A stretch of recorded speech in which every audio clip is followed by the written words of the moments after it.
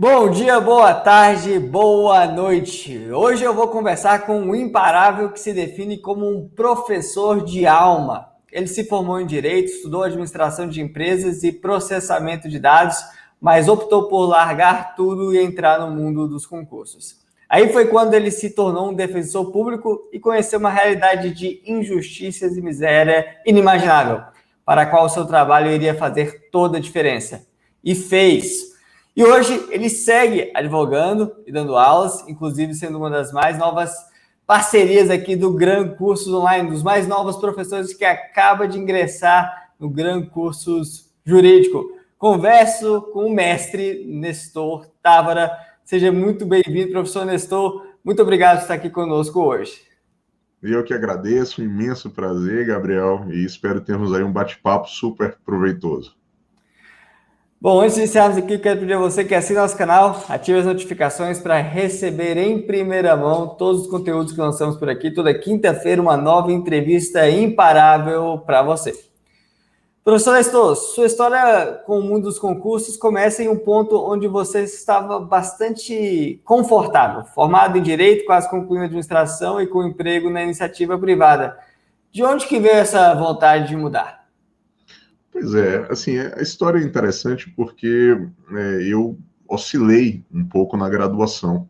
Eu comecei pela área de exatas, e aí depois tentei conjugar com administração de empresas e direito, e tinha uma certa convicção que eu seguiria realmente na iniciativa privada. Comecei a trabalhar muito cedo, já aos 13 anos de idade. Quando eu ingressei na faculdade, eu comecei a trabalhar já no primeiro semestre, e era um emprego regular, demandava bastante tempo, 8 horas diárias, finais de semana alternados, nos domingos, mas todo sábado, e percebi a movimentação, já naquela época, do concurso público, né, a pretensão de estabilidade, uma questão de carreira, a satisfação de um sonho, e no último ano, já do direito, acabei atrasando um pouco a graduação de administração, eu tentei antecipar o maior número de matérias com uma convicção de que eu iria estudar para preparação para concurso. Foi interessante porque conjugou com uma promoção dentro da iniciativa privada. Eu tinha guardado algum recurso, né, dentro de uma expectativa de organizar a minha vida, e acabei realmente comunicando a minha demissão e passei aí quase 15 meses estudando intensamente, com o objetivo de ser aprovado. E é aquele momento onde eu pretendi realmente dar uma guinada, mas num outro objetivo de vida, e dar alguns passos para trás, com o intuito realmente daquela pretensão inicial de estabilidade, uma carreira sólida, e com a convicção também que faria uma diferença muito grande essa energia dentro do funcionalismo público, numa realidade um pouco distinta, inclusive prestando concurso em outros estados distintos de onde eu morava e de onde eu nasci, que é o estado da Bahia. E aí, como é que foram as mudanças na maneira de estudar quando você de fato ingressou ali firme nesse projeto de estudo para concurso, viajando até o Brasil, como você mencionou? Era diferente do estudo da universidade que você teve ou era parecido? Como é que foi isso? Pois é, assim, como a universidade estava conjugada com o trabalho, eu acabei tendo uma realidade na graduação muito extenuante. Eram horas e horas de trabalho, conjugando com assistir às aulas, estudar para as provas, e ainda nas férias eu tentava fazer ou um curso de férias para poder antecipar as disciplinas, ou também paralelamente estudando para poder tentar me formar em inglês. Ainda no início, assim, com a estratégia da iniciativa privada.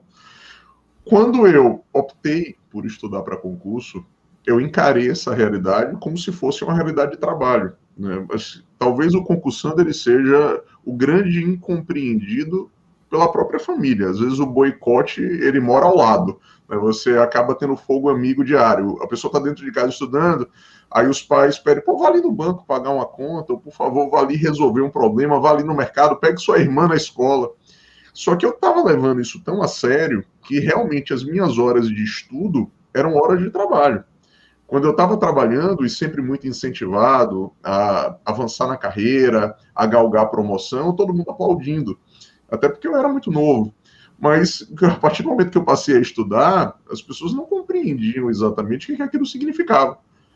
Dentro de casa, já formado e realmente estudando horas a fio nos finais de semana e tentaram, num primeiro momento, compartilhar as minhas horas de estudo tão preciosas com atividades outras de contribuição para o dia a dia da casa.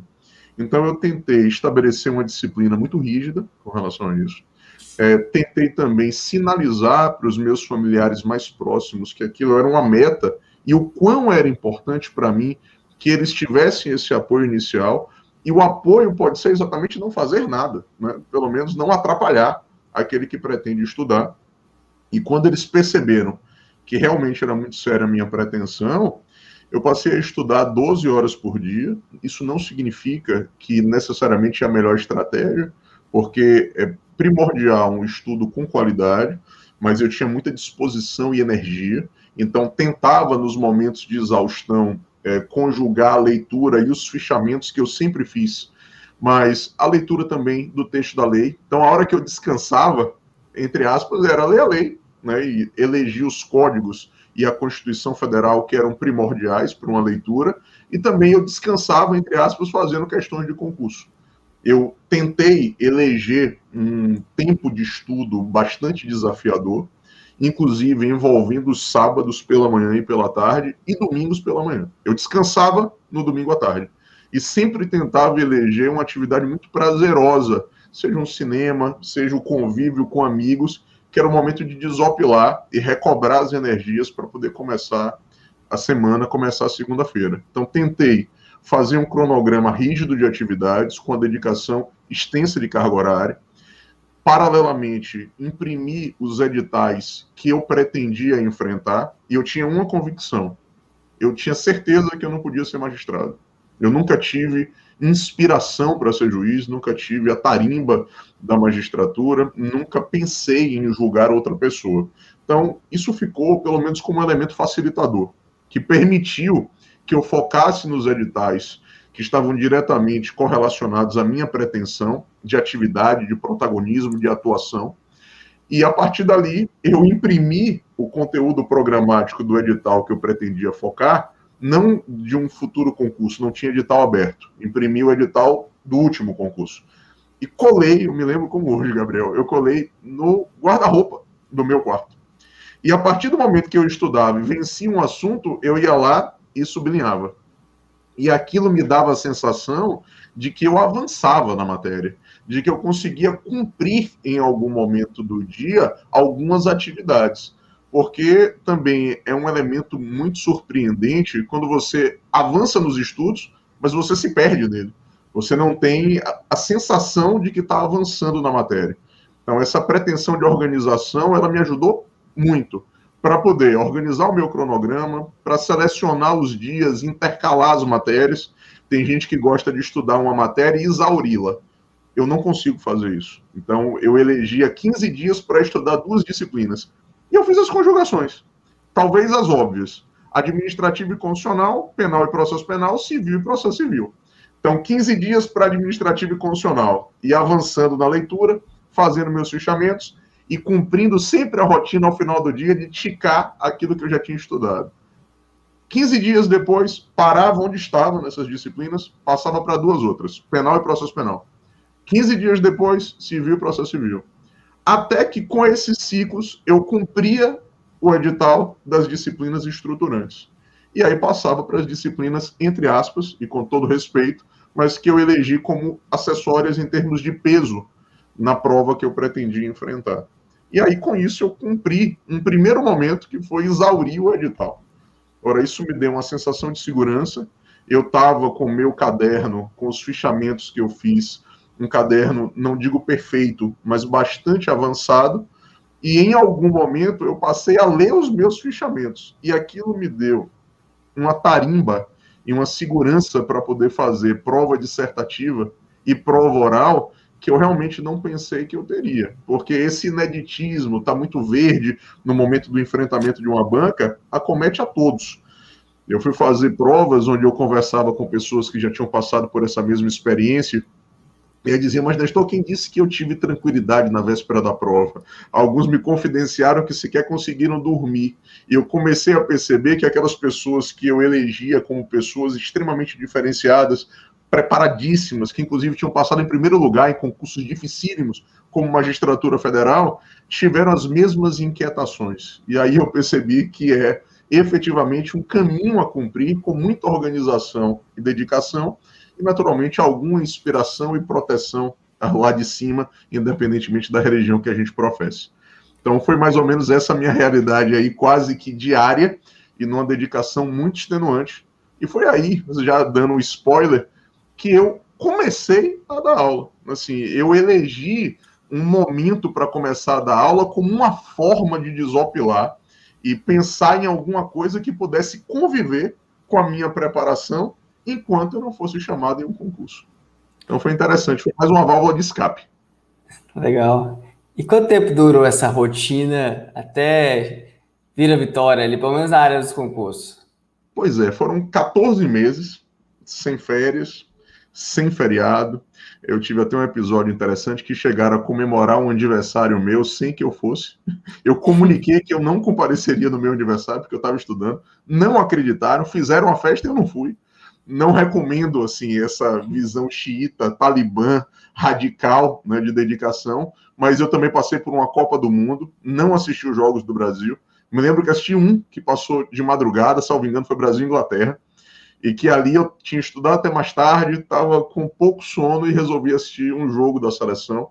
Eu realmente levei com muita seriedade, porque eu pensava, pelo menos na minha cabeça lá, trazendo a bagagem de atividade de trabalho laboral na iniciativa privada, que se em algum momento o estudo para concurso ele é muito difícil, ele é um estudo muito custoso no aspecto pessoal, eu queria que esse sofrimento passasse rápido. Então, eu energizei, estudei bastante e optei por me dedicar muito. Então, foram, assim, 14 meses de dedicação extrema na expectativa de começar a fazer as provas e começar também a primeiro êxito na primeira fase, aí você começa a passar nas etapas, vai adquirindo confiança e realmente tem assim um jargão que eu acredito muito. Acho que nada que a gente assimilou e estudou pode ser tomado. Acho que é o grande patrimônio nosso é a bagagem intelectual. Então eu ia estudando e a partir dali eu realmente ia ganhando confiança. Nunca acreditei em estudo em grupo. Quando dizia vamos estudar em grupo, não. A gente pode tirar dúvidas em grupo. Eu achava muito mais prudente. E a partir do momento que você começa a tirar dúvida dos colegas, socializar o conteúdo, a informação, você fixa ainda mais aquilo que você estudou. Então, esse era um elemento que também era um grande facilitador. Desopilava, eu conseguia ali realmente ter alguns momentos muito prazerosos e acabava compartilhando informações importantes também com quem estava fazendo prova como eu. Veio alguma reprovação ou já passou direto? Não, tive sim, tive. Assim, eu passei no Ministério Público também, mas não fui chamado, né? Eu não estava lá no número de vagas, e depois veio a Defensoria Pública. E tive, certamente, de sabores também, né? Em, assim, carreiras. O que eu recomendo? Eu assimilei a seguinte ideia: se tiver concurso na minha cidade, eu vou fazer. Mesmo que seja uma carreira que eu não tenha a menor pretensão porque eu não posso perder a experiência de estar lá, de ver a ansiedade dos outros, ver o ambiente da prova, realmente ter aquela experiência que, para mim, era um elemento que eu ainda não tinha passado. Então, eu fiz, por exemplo, um concurso para procurador, né, com disciplinas que eu não tinha estudado nem de longe, mas eu fui efetivamente para poder vivenciar aquela realidade. E, salvo engano, passei até para a segunda fase, mas na segunda fase não tinha para onde ir. E aí foi aquele momento que realmente implodiu, mas estava dentro, digamos, da rotina. Claro que nem tudo é controlado. Certamente eu correria o risco grande de escolher alguma carreira que eu queria e também ter uma eventual reprovação. Eu acho que cada prova ela tem a sua realidade. E eu trouxe, em certa medida, isso, Gabriel, até do vestibular. É interessante pelo seguinte: quando eu fiz direito na Católica, na Universidade Católica do Salvador. E eu optei por administração de empresas na Universidade Federal, que era um curso recomendadíssimo à época. Só que o resultado do vestibular da Católica saiu primeiro. E eu tinha sido aprovado em Direito. Que até então, naquela época, passar em Direito era algo incomum, não era tão frequente, era realmente uma carreira muito, muito disputada. E quando eu fui fazer o vestibular da Federal, eu já estava tão tranquilo por ter passado em Direito, que no score geral, né, na nota geral, para todas as carreiras, eu passei em segundo lugar na primeira fase. Como eram duas fases, na segunda fase eu passei em primeiro. Aí você vai dizer, mas deixou, você estava muito preparado? Eu realmente acredito que não. Mas aquele momento, a tranquilidade de fazer a prova, eu me lembro, normalmente saio de casa, sempre de sapato, nesse dia eu fui fazer a prova até de chinelo e bermuda. Camiseta, tranquilo, imaginando que ia acabar a prova cedo para poder ir para a praia, você imagina.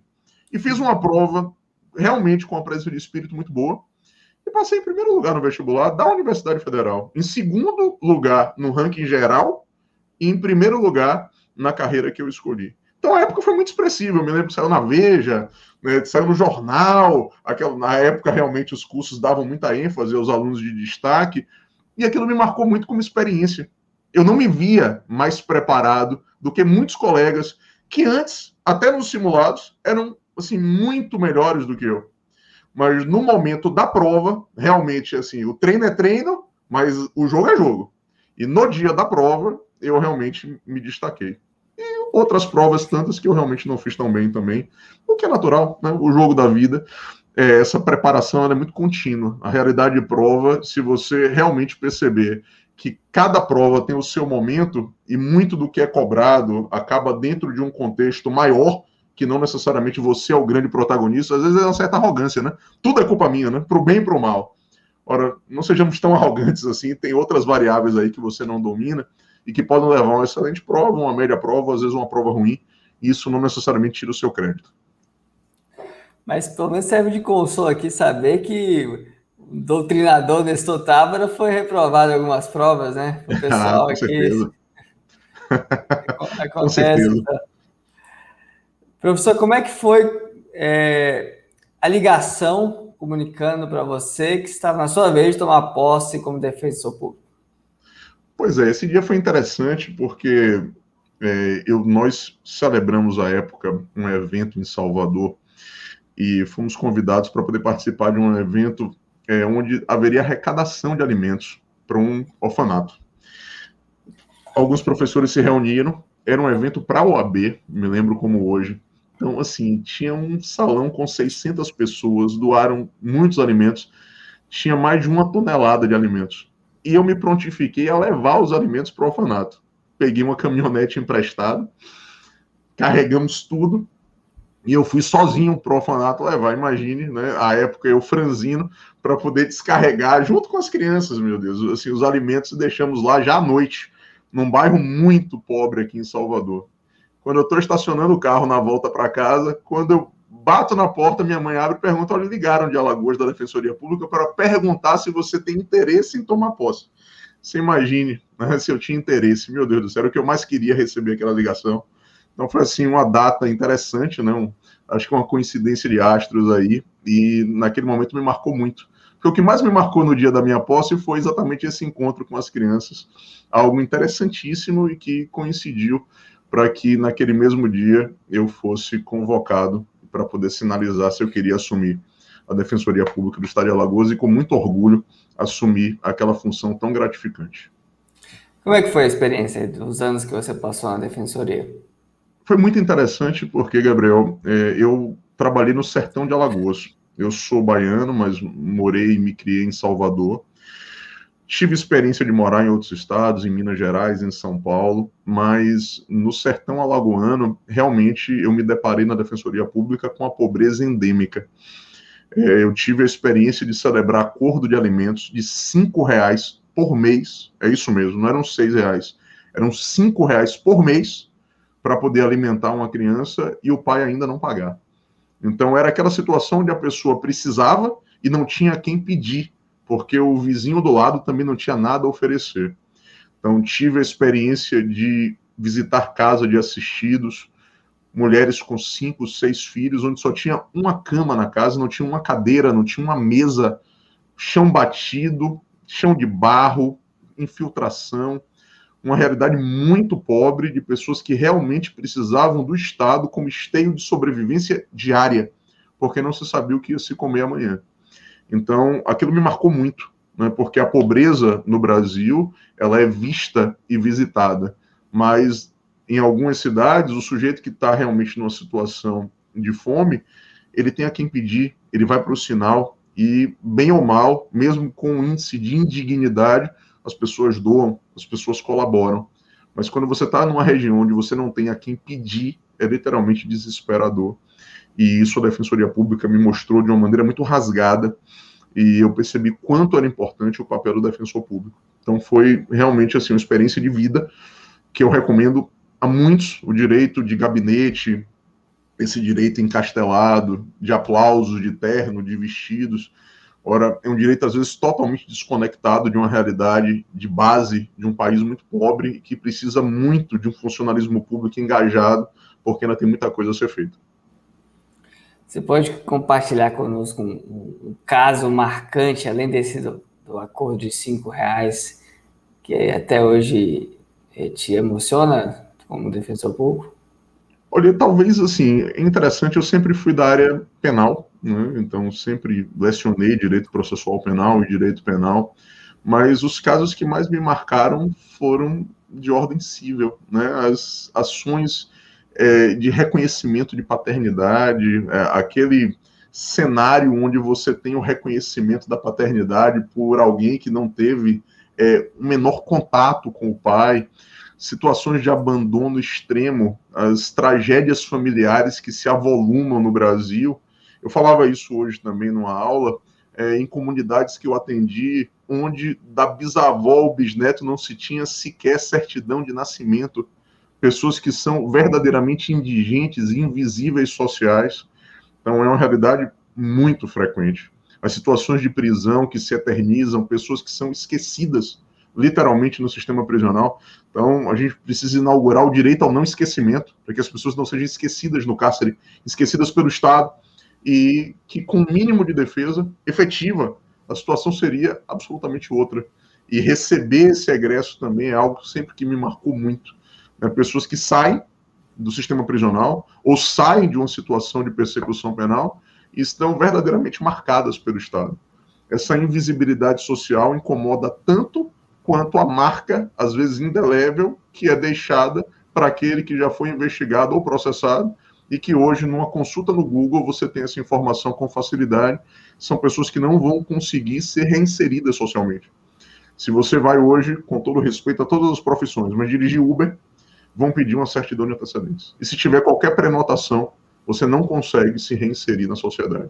Isso é muito difícil, isso marca bastante, e a Defensoria Pública sempre tem esse grande papel de recobrar uma certa dignidade àqueles que eventualmente, até muitas vezes tiveram realmente, por dolo, uma atuação ruim dentro de um contexto de vida, de um contexto criminoso, mas que às vezes vem negado uma segunda chance por uma estrutura estatal que é muito difícil de ser vencida. O peso do Brasil, a burocracia, faz com que esses indivíduos sigam na marginalidade, às vezes inimaginável, dentro de um contexto social como o nosso.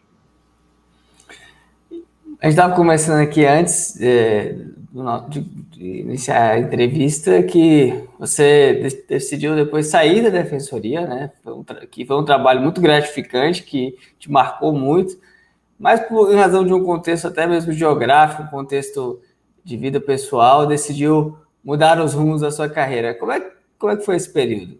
E por que essa decisão? Pois é, Gabriel. Eu venho de uma família de professores. Eu falava isso recentemente com minha mulher. Meu avô, que tem o mesmo nome, eu sou Nestor Nerton Fernandes Távora Neto, mas meu avô teve 50 anos de sala de aula. Eu tenho 19. Minha mãe é professora, meus tios todos são professores, então eu tinha já na veia, na alma, talvez alguns dizem que é uma sina até da nossa família, essa questão da docência.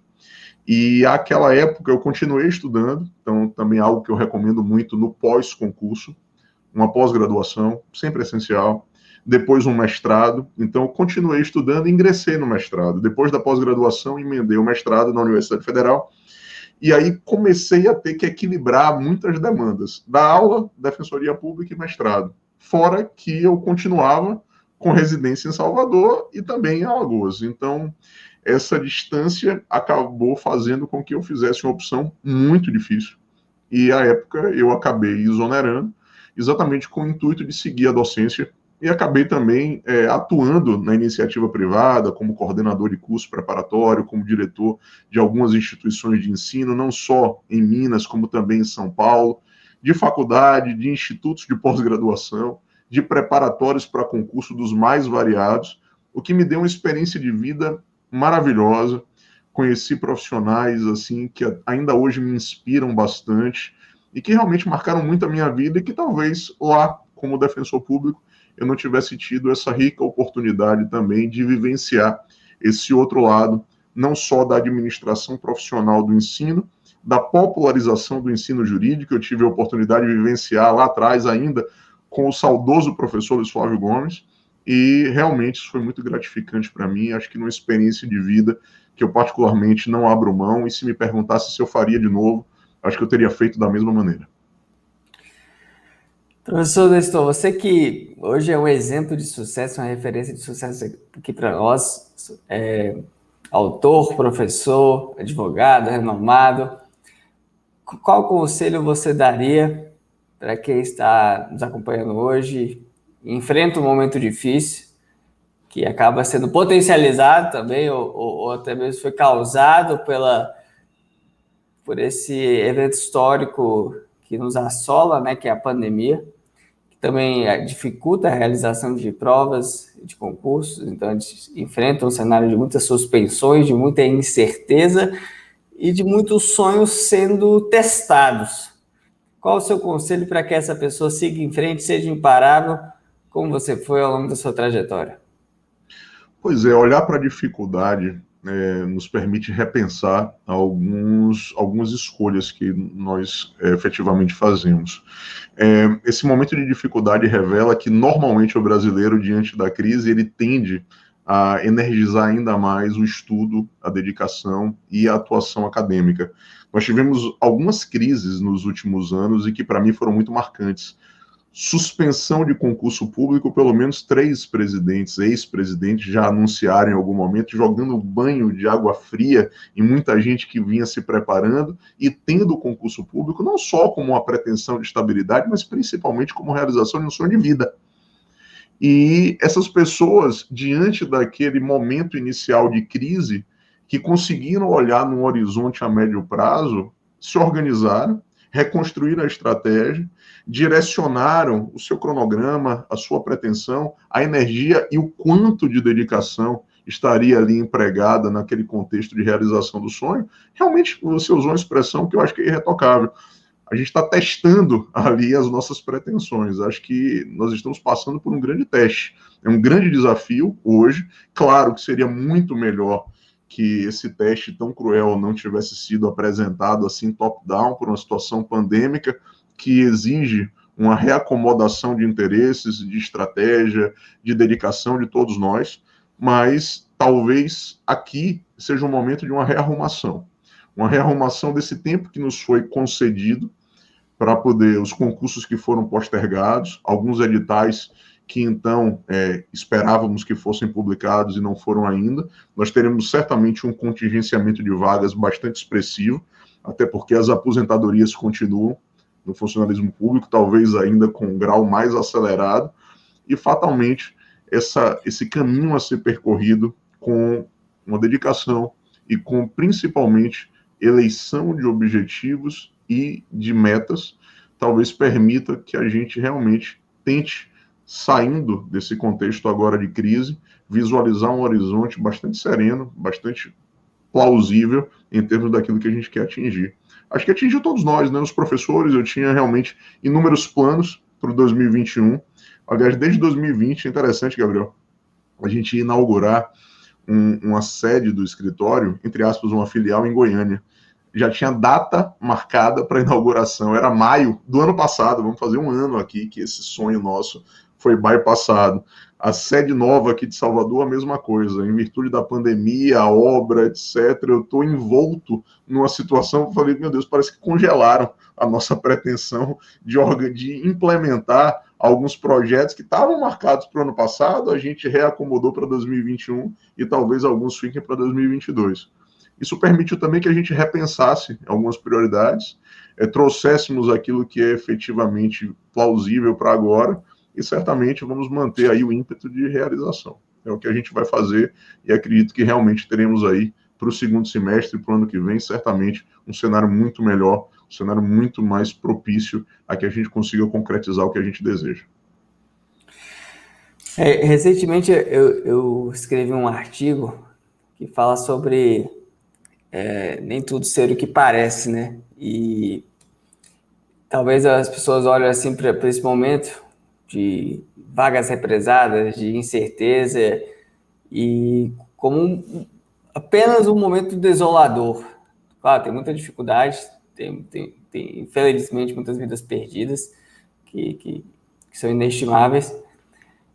No âmbito dos concursos, no entanto, há uma oportunidade muito grande de você se preparar com calma, sem aquela pressão no digital. Você que ficou 14 meses, professor, né, se preparando aí intensamente, talvez quem está começando hoje, ou começou há pouco tempo, tem esse período pela frente para se preparar, é uma necessidade, não tem como colher sem plantar, e os editais cada vez mais extensos, cada vez mais matérias sendo cobradas, sem aquela pressão de ter uma prova ali já que 2 meses, 3 meses, que geralmente é o que acontece.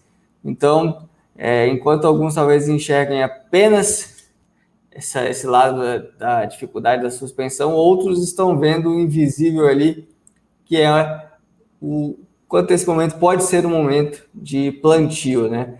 Eu não sei se você concorda comigo, professor. Pois é, você assim, toca num ponto interessante. A gente pode avaliar também esse tempo, né, que nos foi imposto, não vou nem dizer concedido, como um elemento que nos permite uma preparação mais intensa, uma preparação mais sólida para os concursos que efetivamente estão por acontecer. Paralelamente, eu me recordo quando eu estava fazendo os meus concursos, eu percebia claramente que aquelas pessoas que tinham nome lá nas fases, né, que iam passando, os nomes se repetiam, né? Assim, quando eu estava fazendo as provas, eu disse, meu Deus do céu, mas eu já vi esse nome aqui, eu já vi esse nome ali. E nos estados, você percebe que você acaba competindo com um nicho de pessoas que realmente estão ali catapultadas para aquele cenário de estar disputando uma vaga. Então, eu acredito que aí realmente é que a gente vai testar os nossos objetivos, né? A pretensão daquilo que se deseja, o que se quer alcançar, a meta criada, o caminho a ser percorrido, e certamente aproveitar esse tempo para poder reforçar essa estratégia pretendida, reavaliar aquilo que você fez até aqui, e realmente ter a convicção de que, em que pese termos aí um número muito grande, às vezes, de inscritos nos concursos, isso impacta num primeiro momento, mas quando você acaba analisando no frigir dos ovos as pessoas que realmente estão disputando uma vaga, você vai perceber nessa evolução de estudo que esse nicho ele é mais depurado, né? E fatalmente temos aí que mirar nesse tópico para que você não seja ali, dentro da base, um mero competidor, e sim uma pessoa que tem uma estratégia a cumprir, um caminho a seguir e sabe onde quer chegar. Acho que é um elemento importante. E esse tempo realmente é um tempo que permite reavaliar todo esse elemento para poder mirar naquilo que está por acontecer em breve, né? Talvez no segundo semestre, ou quando muito, no ano de 2022. Professor Nestor, muito obrigado aqui pela conversa, pelo bate-papo. Seja bem-vindo ao Gran Cursos Online, ao Gran Curso Jurídico. O pessoal está animado aqui com a sua chegada. Tenho certeza de que vai ser uma parceria muito próspera, que vai ajudar muitas pessoas, né, que é o mais importante de tudo. Aí, nos próximos meses, próximos anos aqui, nós juntos nesse novo caminho aí a ser traçado. Eu que agradeço, assim, estou extremamente ansioso já para poder a gente desenvolver a grade de processo penal. Estar no GRAN realmente, assim, para qualquer professor, acho que é uma grande referência pelo trabalho desenvolvido, pela seriedade na condução de toda a estrutura do GRAN, pelos professores envolvidos no projeto, pela direção, não só do professor Gabriel, tive contato também com o Érico, enfim, toda essa equipe, o Borelli, todos aqueles que estão aí, o Rodrigo, realmente empenhados para que a gente consiga movimentar o direito e trazer para vocês o que tem de melhor na expectativa de alcançar esse grande sonho que é a aprovação.